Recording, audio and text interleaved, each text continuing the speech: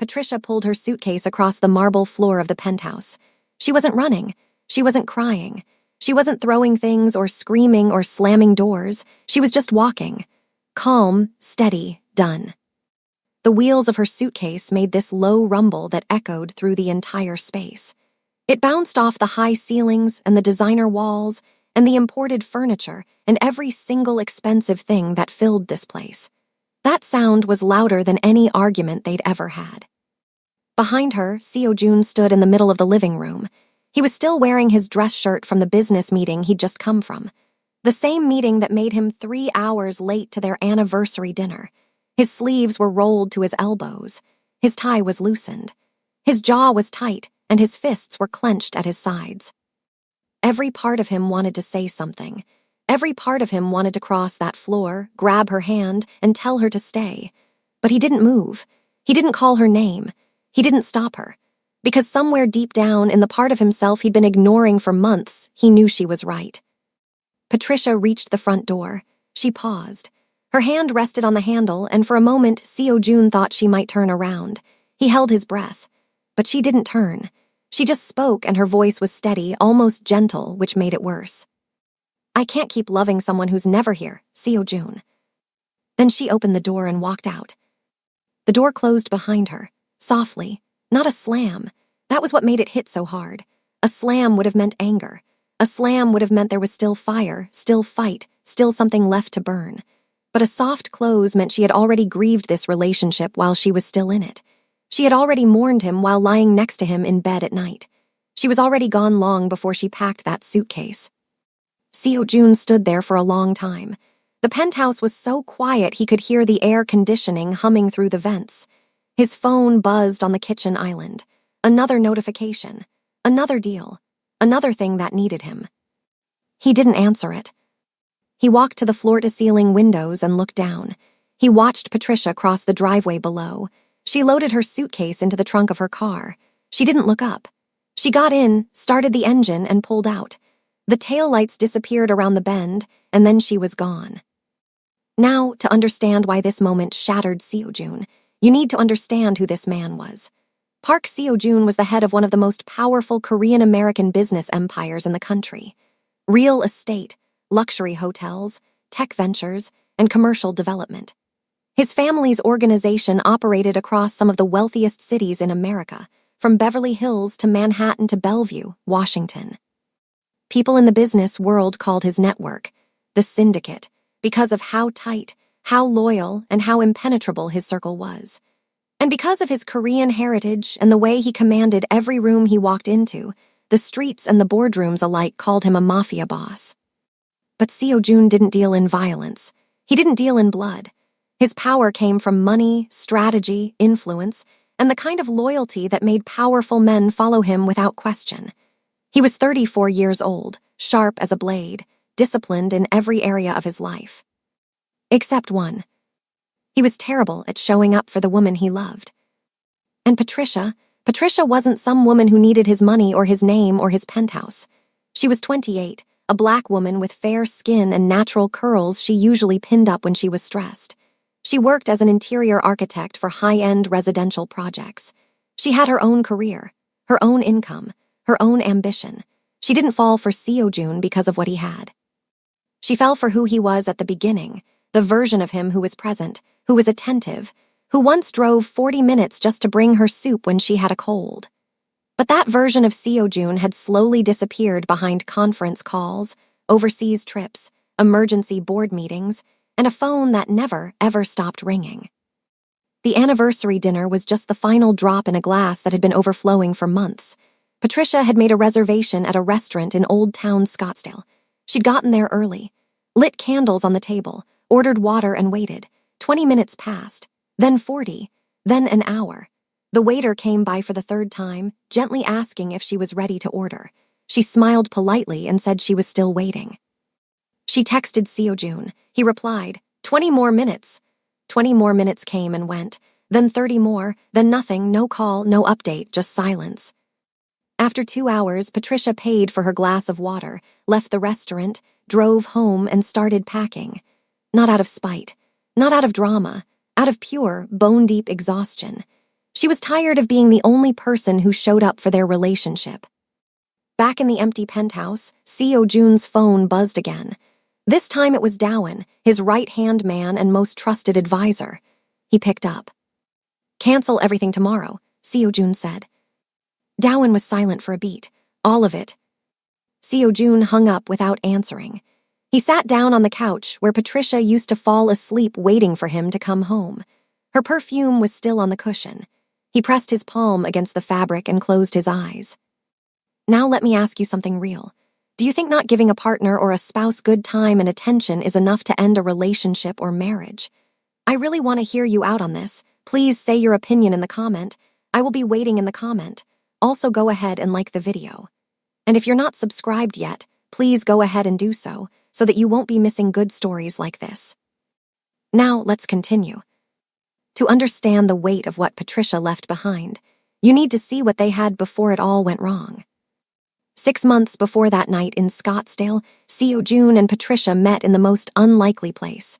Not at a gala, not at a rooftop party, not at any of the exclusive events his world was known for. They met at a hardware store in Beverly Hills. Patricia was there buying materials for a client project. She was sourcing a specific cut of high-grade walnut for custom shelving in a penthouse remodel. Seo Jun was there because he personally inspected materials for his hotel renovations. He never trusted anyone else's eye for quality. It was one of the things that made him obsessive, one of the things that made him successful, and one of the things that eventually made him impossible to live with.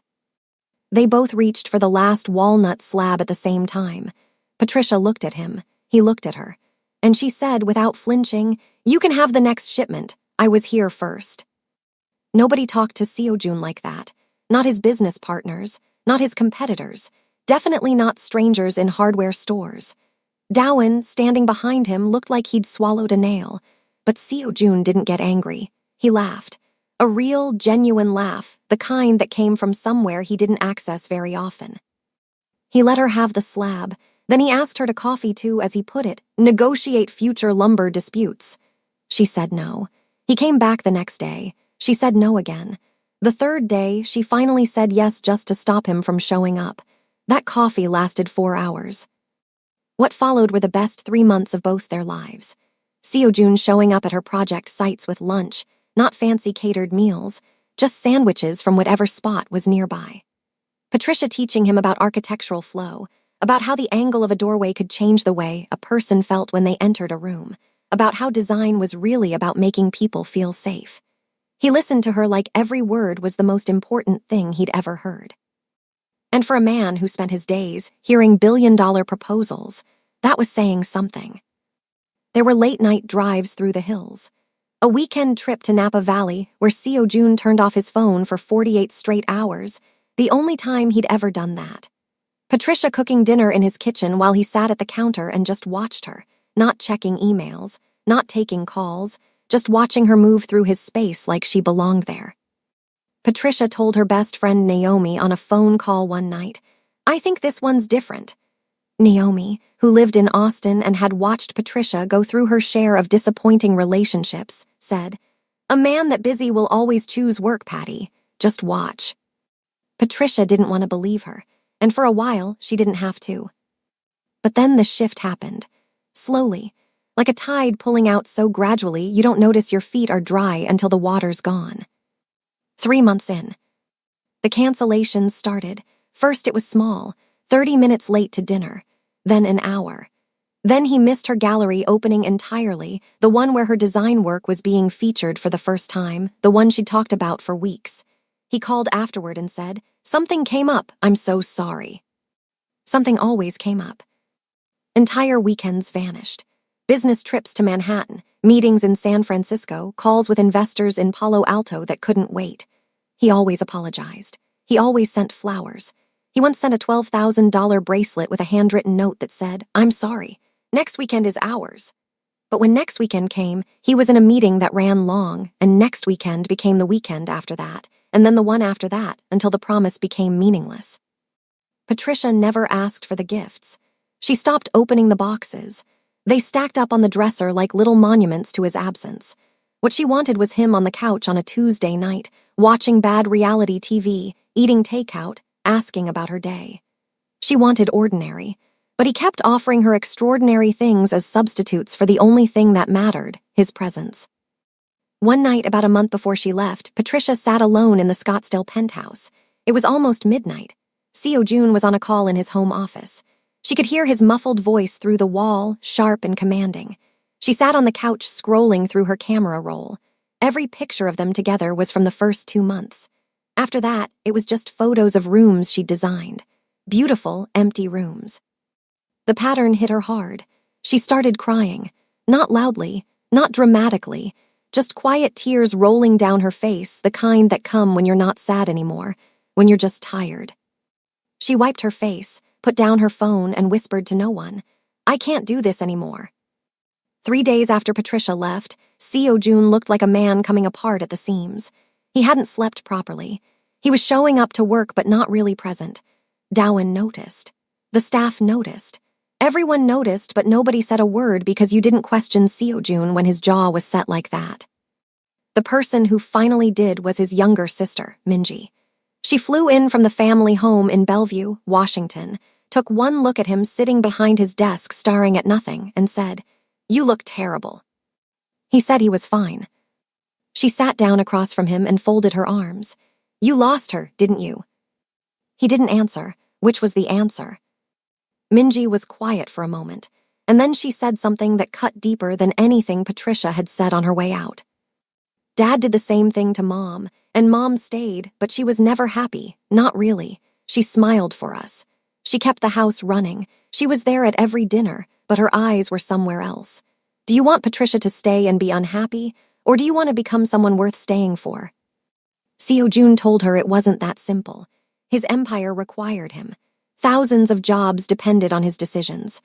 Hotels, developments, partnerships, all of it ran through him. If he stepped back, things could fall apart. Minji shook her head.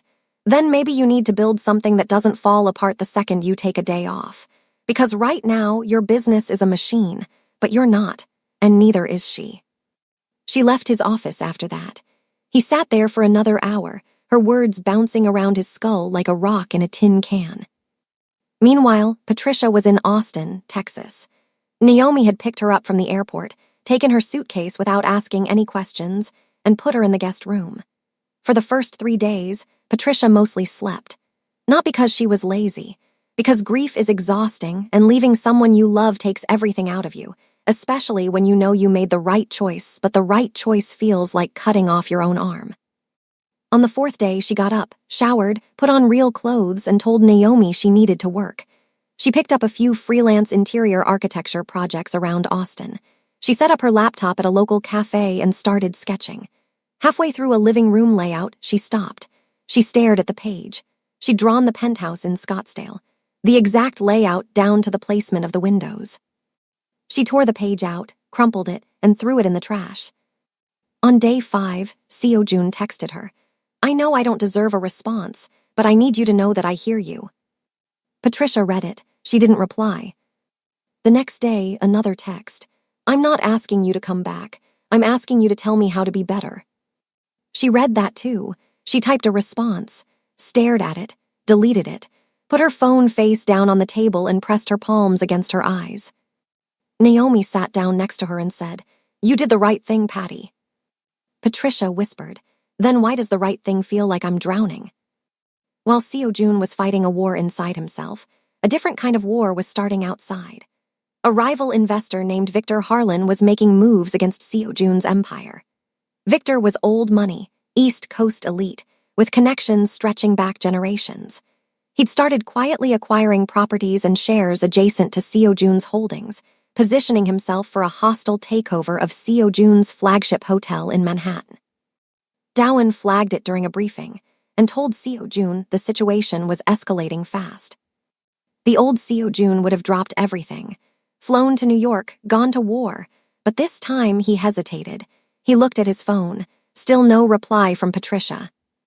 He made a decision that shocked everyone in his circle. "Handle the initial defense," he told Dowan. "Give me a full briefing in 48 hours. I need to fix something first." Dowan stared at him. In 15 years of working together, Seo Jun had never delegated a threat like this. Not once. That night, Seo Jun booked a flight, not to New York, to Austin. Seo Jun landed in Austin and checked into a hotel downtown. He sat on the edge of the bed and stared at the wall. He'd negotiated deals worth billions. He'd faced down competitors who tried to destroy his family's legacy.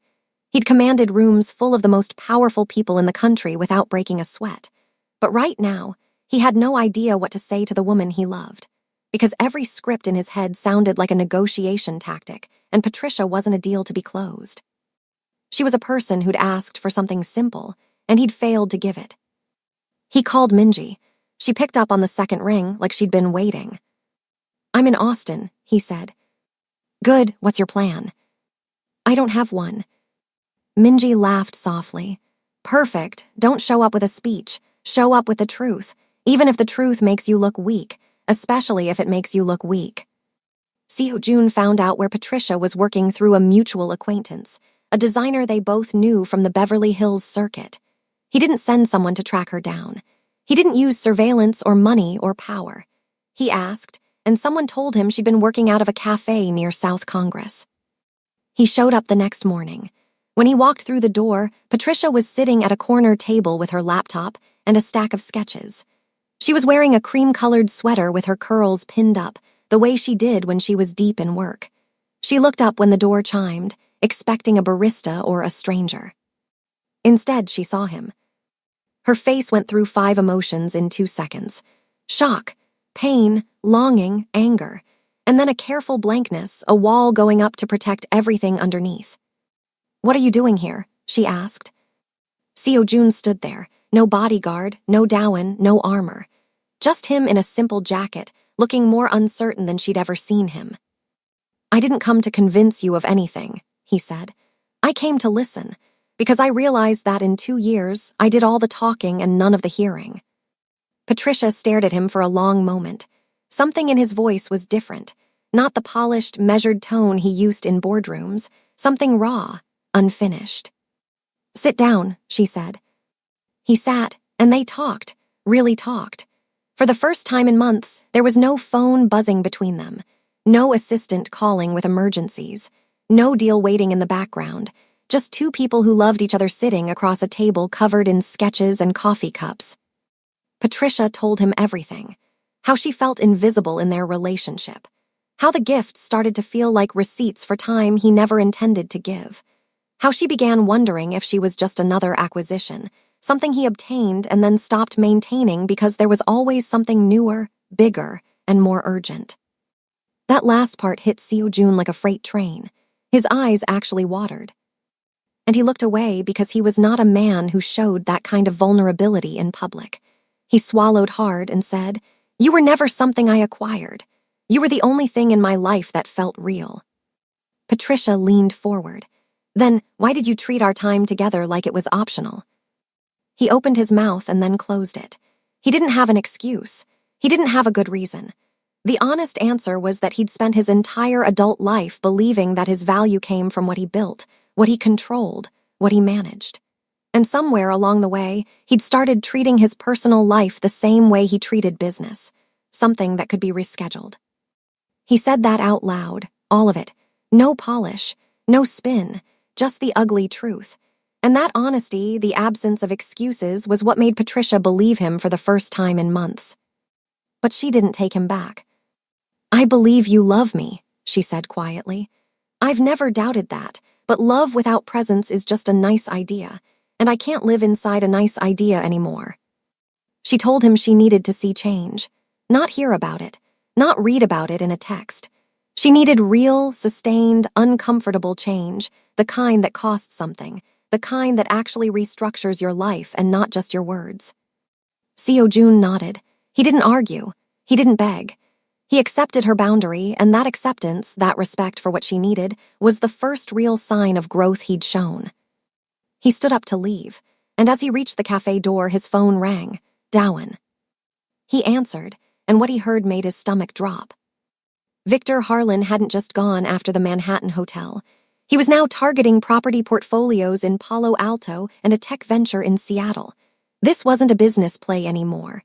Dowen had done some digging. Harlan had connections to old rivals of Seo Jun's father. This vendetta went back 20 years. Seo Jun was now caught between two wars, one for his empire, one for the man he was trying to become, and for the first time in his life, he wasn't sure he could win both. Patricia watched his car drive away through the cafe window. Naomi appeared beside her and sat down. "You okay?" Naomi asked. Patricia shook her head slowly. "No, because I still love him, and that's the problem." Seo Jun flew to New York to deal with the Harlan situation. He set up operations out of his corporate office in Midtown Manhattan, and for the first 72 hours, it felt like the old days. Wall-to-wall meetings, strategy sessions, phone calls at midnight. But on the third night, he stopped. He sat alone in his office looking at the calendar on his desk. It was packed, every single hour filled, and he heard Minji's voice in his head saying, "Maybe you need to build something that doesn't fall apart the second you take a day off." The next morning, Seo Jun did something that shocked his entire organization. He promoted Dowen to Chief Operating Officer with full decision-making authority. Not just the title, real power. He brought in his cousin, Yi-won, a sharp corporate strategist who'd been running operations in Bellevue, to co-manage the Western portfolio.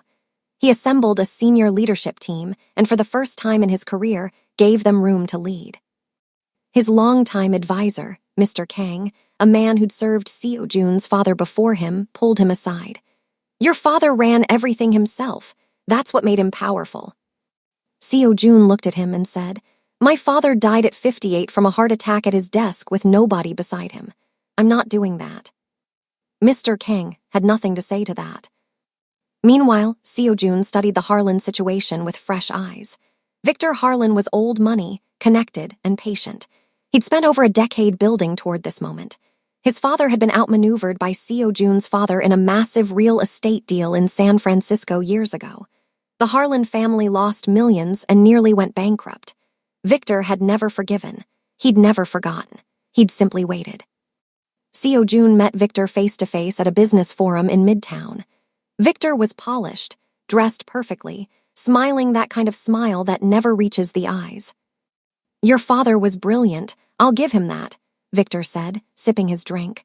"But brilliance without legacy is just a story people forget." Seo Jun looked at him calmly. "And revenge without purpose is just wasted time, something you seem to have too much of." The tension between them could have cut glass. Both men knew what was coming. In Austin, Patricia was facing her own crossroads. A major design firm reached out to her about a lead architect position on a luxury residential project in Greenwich, Connecticut. It was one of the wealthiest enclaves in the country and a dream opportunity for someone at her stage in the career. Naomi was thrilled. But Patricia hesitated. Greenwich felt too close to Seo Jun's world. His network, his circles, his gravitational pull.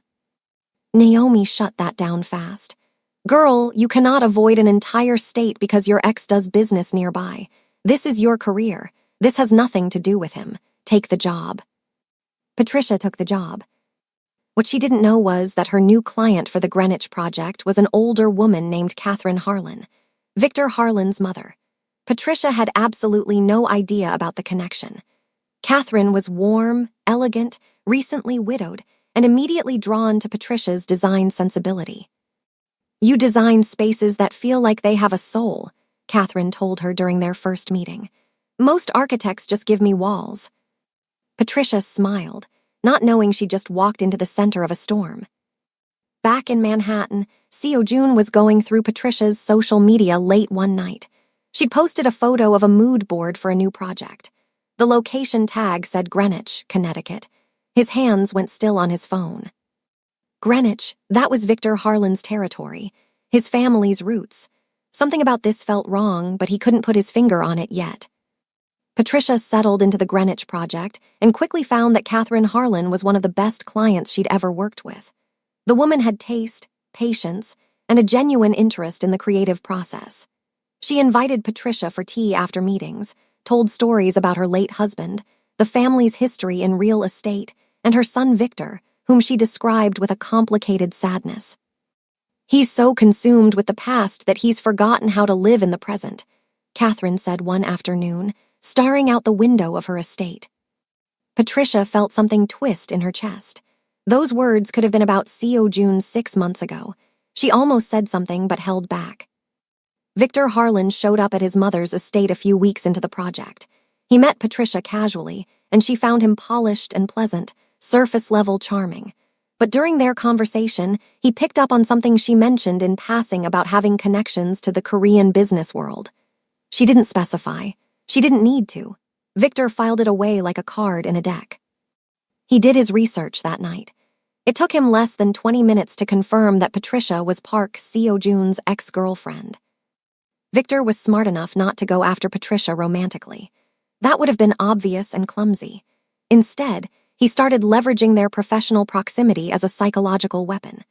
At a business event the following week, he casually mentioned to several attendees that he was working closely with a brilliant designer named Patricia on his family estate. He dropped her name in circles where he knew it would travel back to Seo Jun. It did.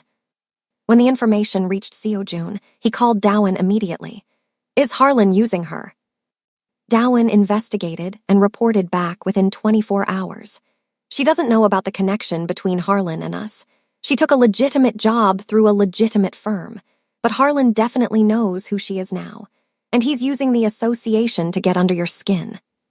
Seo Jun was furious, not at Patricia, never at Patricia, but the situation was a trap either way. If he warned her directly, it would look controlling, like he was inserting himself into her professional life after she specifically asked him for space. If he stayed silent, Harlan could manipulate the situation to use her or hurt her as a proxy.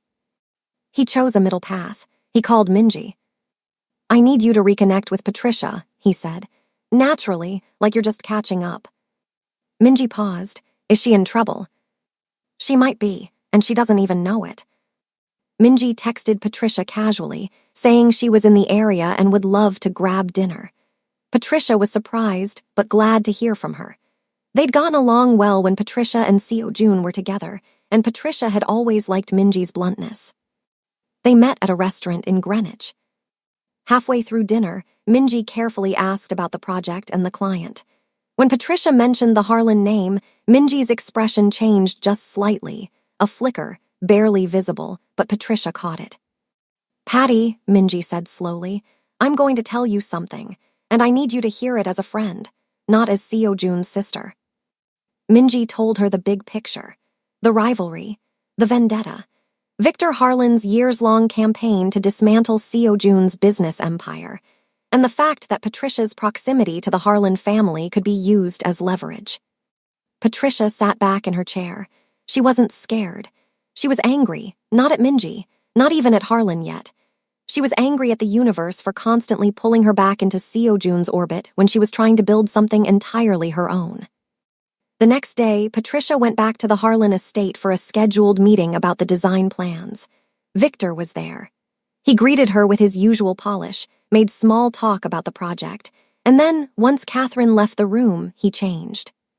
He leaned back in his chair and said, "Patricia, I have a proposition for you, one that could change your entire career." He paused. "But I need to know, how much do you still care about Park Seo-jun?" Patricia's blood went cold. Patricia looked Victor Harlan dead in the eye. She didn't flinch. She didn't hesitate. "My relationship with Seo Jun is none of your business," she said. "And whatever game you're playing, leave me out of it." Victor leaned forward. The charm was gone now, replaced by something colder. "I'm not playing a game, I'm offering you a choice. I can give you a platform, projects across the entire East Coast, introductions to every major developer in the country. I can make your career untouchable. All I need is some insight into how Seo Jun operates, his patterns, his pressure points, what makes him fold." Patricia stood up slowly. She gathered her portfolio from the table and looked at him with the kind of quiet fury that doesn't raise its voice because it doesn't need to. "You want me to spy on a man I loved for a promotion. Do I look that small to you?" She walked out. No dramatic exit. No door slam. Just a woman leaving a room because she refused to become a weapon in someone else's war. She got to her car, sat inside, and her hands were shaking, not from fear, from rage. She gripped the steering wheel until her knuckles turned pale. Then she pulled out her phone and did something she hadn't done since the cafe in Austin. She called Seo-jun. He picked up on the first ring, like he'd been carrying the phone in his hand every day, waiting. Patricia, his voice was careful. She told him everything, Victor's offer, the questions, the setup, all of it. Her voice was steady and sharp, the way it got when she was done being polite. Seo-jun was quiet for a long time after she finished. Then he said, "I'm sorry you got pulled into this." Patricia fired back. "I'm not calling for an apology. I'm calling because I don't let people use me, and I need you to know that whatever Harlan is planning, he's not getting to you through me. Not now, not ever." There was a pause on the line. Then Seo-jun said very quietly, "I never doubted that, not for 1 second." Something shifted between them in that silence. Not a reconciliation, but a remembering. They remembered why they fell for each other in the first place, because they were both people who didn't bend. Seo-jun launched his counter-strategy, but instead of going head-to-head with Harlan in a public corporate war, he did something unexpected. He reached out to every investor, partner, and firm that Victor Harlan had burned over the past decade. And there were many. Former partners who'd been pushed out of deals, investors who'd been fed false projections, companies that had been squeezed and discarded. Seo-jun didn't build an army. He built a coalition. He didn't threaten anyone. He simply created a space where people who'd been hurt by Harlan could finally act on it. Within 2 weeks, Harlan's financial allies started pulling back, not because of pressure, but because they looked at Victor's play and realized it was personal revenge dressed up as business strategy. And in the world of serious money, personal vendettas were bad investments. Catherine Harlan called Patricia a few days later. Her voice was heavy with shame. "I had no idea my son was involving you in his vendetta," she said. "That is not what I raised him to be." Patricia was gracious. "You're not your son, Catherine, and I'll finish your project because I committed to it and because you deserve a beautiful home." Catherine cried on the phone. Through her tears, she said, "You remind me of someone I used to be. Don't let bitterness win, dear, not in them and not in you." That night, Seo-jun sat alone in his Manhattan office. Dowen came in with good news. Harlan's position was crumbling. His investors were retreating. The hostile takeover was falling apart. But Seo-jun wasn't celebrating. He was staring at his calendar. For the first time in years, there were open blocks, empty hours that Yi-won and Dowen were covering. And he realized something that scared him more than any business rival ever had. He had free time, and he had no idea what to do with it. He'd spent so long being busy that stillness felt like drowning. He picked up his phone and typed a message to Patricia. "You once told me you wanted ordinary. I'm trying to learn what that looks like. It's harder than anything I've ever done." Patricia read it in her Greenwich apartment, sitting cross-legged on her bed. She smiled for the first time in weeks. She didn't respond, but she didn't delete it either. 3 months passed. In those 3 months, Seo-jun rebuilt his life the way Patricia rebuilt rooms, with intention, with care, with attention to the things most people overlooked. He let Yi-won and Dowen run the day-to-day operations. The Harlan threat had collapsed entirely. Victor's investors pulled out, his hostile takeover attempt crumbled, and he was now dealing with his own internal board revolt. He wasn't destroyed, but he was neutralized. Catherine Harlan actually sent Seo-jun a personal, handwritten letter thanking him for not trying to ruin her son completely. She wrote, "Mercy is the rarest form of power." Seo-jun visited his mother, Yuna, in Bellevue. Yuna was a quiet, elegant woman who rarely inserted herself into her son's business life. She believed children had to make their own mistakes and find their own way back. But when Seo-jun sat at her kitchen table and told her everything about Patricia, the meeting, the love, the failure, the loss, she listened without interrupting. When he finished, she said, "Your father loved me, I never questioned that, but he loved his work more. And I accepted it because that was what women in my generation did. We stayed. We endured. We called it strength." She paused. "But I see you choosing differently. Don't stop choosing differently, Seo-jun." He didn't trust himself to speak, so he just nodded. In Greenwich, Patricia finished Catherine's project. The estate was stunning, warm, inviting, full of light and texture and soul. Catherine hosted a small gathering to reveal the finished design, and Patricia's work caught the attention of several other high-end clients in the area. Her career was growing on her own merit, through her own talent, on her own terms. Naomi flew in from Austin for the event. That night, over wine at Patricia's apartment, Naomi asked the question she'd been holding back for months. "Have you talked to him?" Patricia was quiet for a moment. Then she admitted she'd been reading Seojune's texts. He sent one every few days, never pressuring, never asking to meet, never begging, just small updates on his life. Went to a farmer's market today. Didn't know peaches had varieties. Cooked dinner for Minji. Burned the rice, but the bulgogi was okay. Read a book for the first time in 3 years. It was about architecture. Naomi's eyebrows shot up. He's reading about architecture. Patricia nodded, trying not to smile and failing. Naomi leaned back and said, "Girl, that man is learning your language." A week later, Minji called Patricia. "My mom wants to meet you," she said. "Not in a business way. She wants you to come to a family dinner at her house in Bellevue." Patricia's heart started pounding. A family dinner. "Yeah, just us. Mom, me, Yiwon, Dowan, and Seojune." Patricia was quiet. Minji added, "My mom said, and I'm quoting here, 'I want to meet the woman who made my son become a human being.'" Patricia laughed, but her hand was shaking when she hung up. She called Naomi immediately. "Should I go?" Naomi didn't hesitate. "You should have gone yesterday."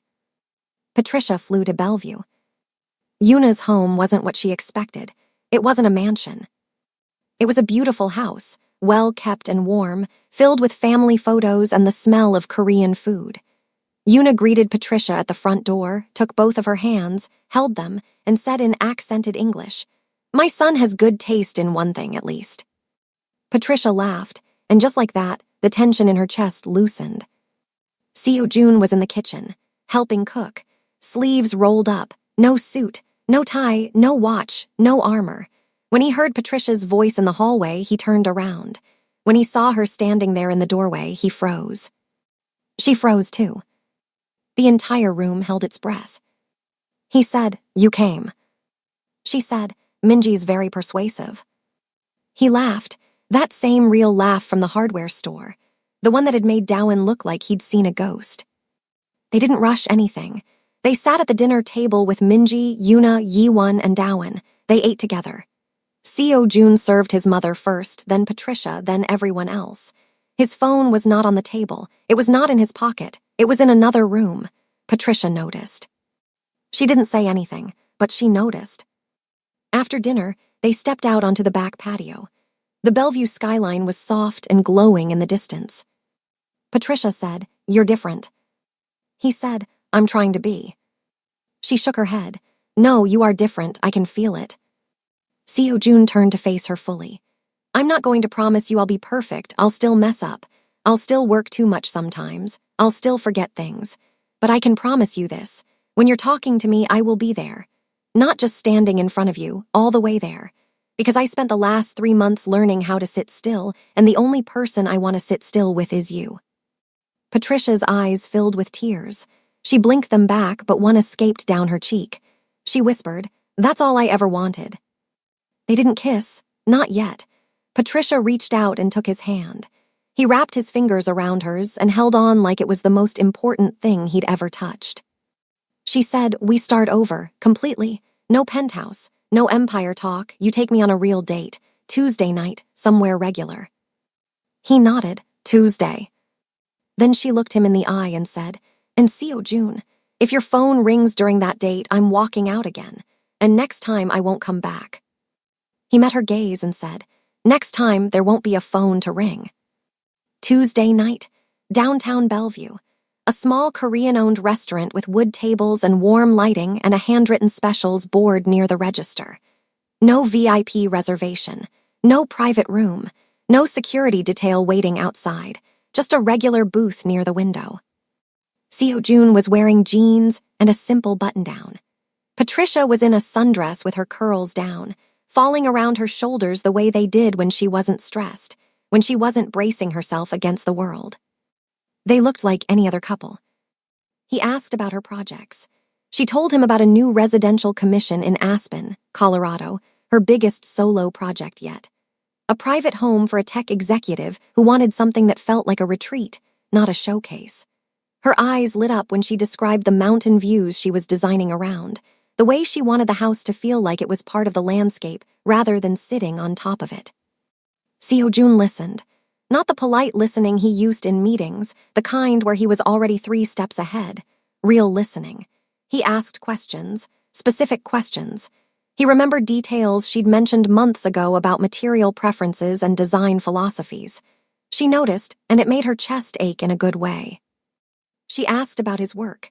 He told her about Dawon and Yiwon running the operation, how hard it had been to let go, how he still woke up at 4 in the morning with a reflex to check emails, but forced himself to wait until 7. He talked about it honestly, not like a man who'd conquered the habit, but like a man who was fighting it every day. She laughed, he laughed, and for the first time in longer than either of them could remember, the silence between them wasn't heavy. It was comfortable, like slipping into water that was exactly the right temperature. His phone did not ring, because it was in the glove compartment of his car, turned off. Over the weeks and months that followed, they rebuilt. Slowly, intentionally. The way you rebuild anything that matters, with patience, with honesty, and with the understanding that what broke wasn't the foundation but the attention they gave it. Weekend trips where Seo-jun was fully present.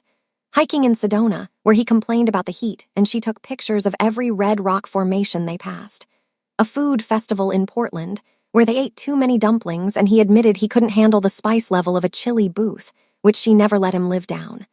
A quiet weekend in Carmel by the Sea, where they walked the beach at sunset and talked about the future. Not a business plan, not a strategy. Just what they wanted their life to look like. He met Naomi officially. Naomi sat him down at a restaurant in Austin and interrogated him for 45 solid minutes. Where was he when Patricia was crying alone in his penthouse? What exactly was he going to do differently? Did he understand that Patricia wasn't a backup plan? Seo-jun took every question. He didn't get defensive. He didn't charm his way out. He answered honestly, even when the honest answers made him look bad. At the end of the dinner, Naomi leaned over to Patricia and said, "Okay, he's earned a probationary pass, but I'm watching." Patricia burst out laughing. Seo-jun exhaled like he'd just survived a business acquisition. Patricia visited Yuna again in Bellevue, just the 2 of them this time. Yuna taught her how to make Seo-jun's favorite dish, kimchi jjigae. The recipe had been in the family for generations. While they stood side by side in the kitchen, Yuna chopping and Patricia stirring, Yuna said quietly, "He calls me every Sunday now. He never used to call." Patricia's hand paused on the ladle. Yuna smiled. "That's because of you." And Seo-jun's empire. It didn't collapse because he stepped back. It thrived. Dawon brought a level of operational precision that freed up resources. Yiwon brought fresh perspectives on expansion that Seo-jun had been too buried in details to see. The company moved into sustainable luxury development, partly inspired by Patricia's design philosophy about spaces that work with their environment rather than against it. Seo-jun was still the leader, still the name, still the vision, but he was no longer the single thread holding everything together. He'd built something that functioned beyond his constant presence, and that, ironically, made him more powerful than he'd ever been when he was grinding himself to dust. Victor Harlan quietly approached Seo-jun's team 6 months later about a potential joint venture, not as an enemy, as someone who had run out of fight and run out of allies and needed a bridge back to respectability. Seo-jun agreed to take a meeting, but he sent Dawon instead. Dawon handled it. Seo-jun spent that day at a furniture expo in Chicago, where Patricia's work was being featured. She was presenting her designs to a room full of industry leaders, developers, magazine editors, and architects who had been doing this for twice as long as she had. She spoke with confidence and clarity, walking the audience through her philosophy, her projects, her vision for residential spaces that actually served the people living in them. Seo-jun stood at the back of the room. He didn't draw attention to himself. He just watched her, the way she commanded the space, the way people leaned in when she spoke. The pride in his chest was almost unbearable. She caught his eye from the stage and gave him the smallest smile, barely visible to anyone else. But to him, it meant everything. 1 year after Patricia had walked out of the Scottsdale penthouse, June took her back to the hardware store in Beverly Hills. The store had been renovated since then, new shelving, better lighting, expanded inventory. But the lumber section was still there. He walked her to the exact spot where they'd argued over the walnut slab.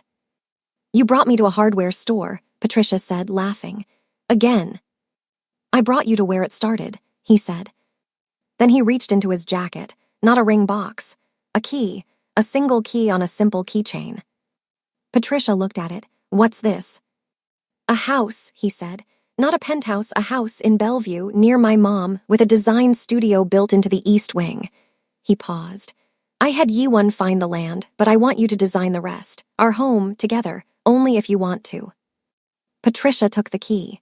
She held it in her palm and stared at it, and her vision blurred because she was crying. And she didn't care, and she didn't wipe her eyes. She just let the tears come. "You built me a studio," she whispered. "I built you a place where your work and our life exist in the same space," he said. "Because I never want you to feel like you have to choose between the things you love. Not ever again." She pulled him in and kissed him. Right there, in the lumber aisle, under fluorescent lights, while a store employee 3 feet away awkwardly tried to restock plywood and pretended he couldn't see them.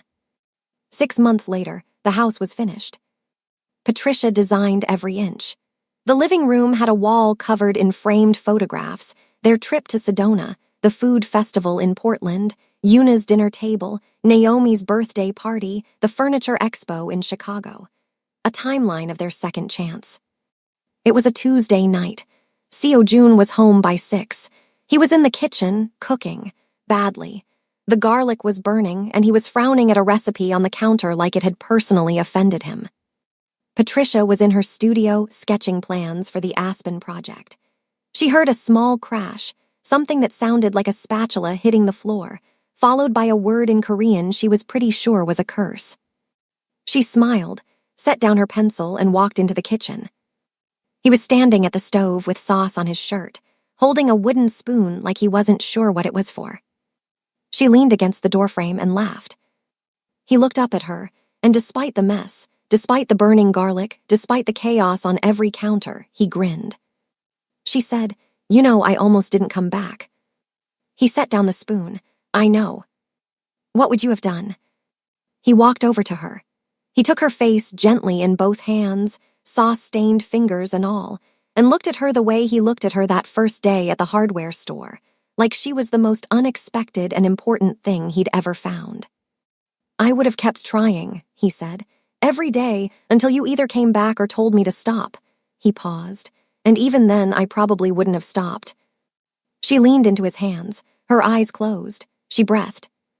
His phone buzzed on the counter behind them, a single vibration against the marble. They both heard it. June glanced at it. Then he looked back at Patricia. Then he looked at the phone one more time. He walked over, picked it up, turned it off, and put it in a drawer. "Dinner first," he said. "Everything else can wait." Patricia once said that love without presence is just a nice idea, and she was right. But what she learned, what they both learned, is that presence isn't something you promise once and then forget about. It's something you practice. Every morning, every evening, every ordinary Tuesday night. June didn't save their love with a grand gesture or a dramatic speech or some impossible romantic moment pulled from a movie. He saved it by showing up with burned garlic and a turned-off phone. He saved it by learning how to sit still. He saved it by finally understanding that the most powerful thing a man can do is not build an empire. It's to be there. All the way there.